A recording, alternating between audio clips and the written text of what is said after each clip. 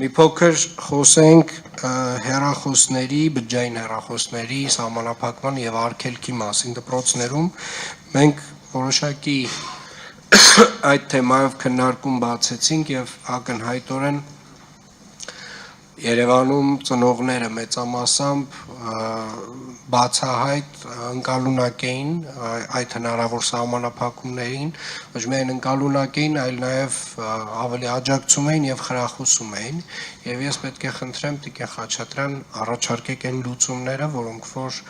կրթության վարչությունը ունի այս պայդրությամբ, որով որ մենք որոշակիորեն կկարողանանք սահմանափակել բջջային հեռախոսների օգտագործումը դասապրոցեսի ժամանակ եւ շատ կարեւոր է երեխաների ընդհանուր դասապրոցեսից շեղվելու բոլոր բացասական հնարավոր հետևանքները, որ ունի բջջային հեռախոսը դպրոցում, դրանցից խուսափելու համար։ Խնդրեմ Տիկին Խաչատրյան։ Շնորհակալություն, պարոն քաղաքապետ։ Իսկապես ինչպես նշում եք, արձագանքները դրական էին, զանգեր ենք ստացել, դպրոցներից են եղել արձագանքեր, որ թեև ֆրագմենտալ յուրաքանչյուր դպրոց դասը չխանգարելու համար կամ ուղղակի երեխաների ուշադրությունը կենտրոնացնելու համար հավաքել են հեռախոսները, բայց այս միասնական մոտեցումը շատ համակարգված կլինի եւ շատ ողջունելի է, եւ այսպես ինչ ենք առաջարկում այս համատեքստում առաջինից 6-րդ դասարանցի սովորողներին բացարձակապես թույլ չտալ դասապրոցեսի, միջոցառումների,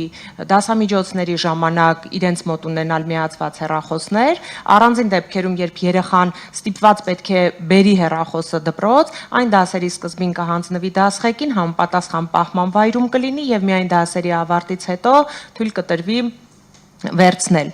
Իսկ 7-ից 12-րդ դասարանցիների համար առաջարկվում է սահմանափակումներով օգտագործում, ընդ որում խոսքը միայն հեռախոսների մասին չի, պլանշետների, խելացի ժամացույցների, բոլոր սարքավորումների մասին է,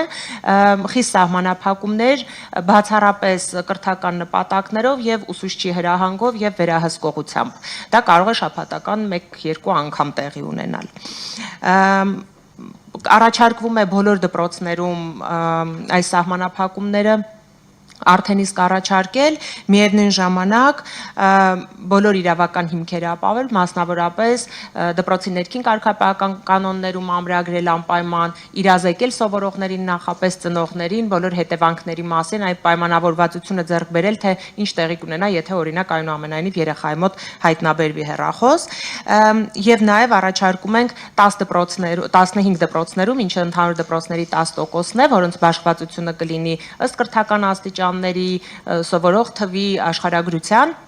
մոնիտորինգ իրականացնել եւ տարեվերջին իհարկե նախապես գնահատումը ունենալով մինչեւ տոտալ արգելումը եւ ապա տարեվերջին գնահատենք ֆիզիկական, սոցիալական, հոգեբանական ցուցանիշները, ակտիվությունը եւ իհարկե առաջադիմության որակը։ Շնորհակալ եմ Տիկին Խաչատրյան, մենք այս քննարկումն արդեն ունեցել ենք տնօրենների հետ, թե նոր պետք է ունենանք։ Տնօրենների հետ քննարկում ունեցել ենք ֆրագմենտալ, պատրաստվում ենք արդեն հստակ ցուցումներով եւ ծրագիրը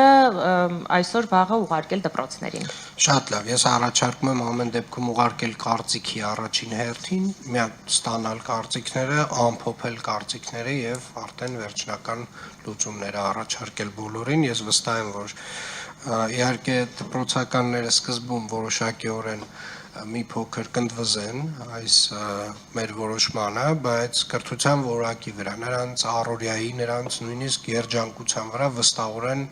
այս արգելքները դրականորեն են ազդելու։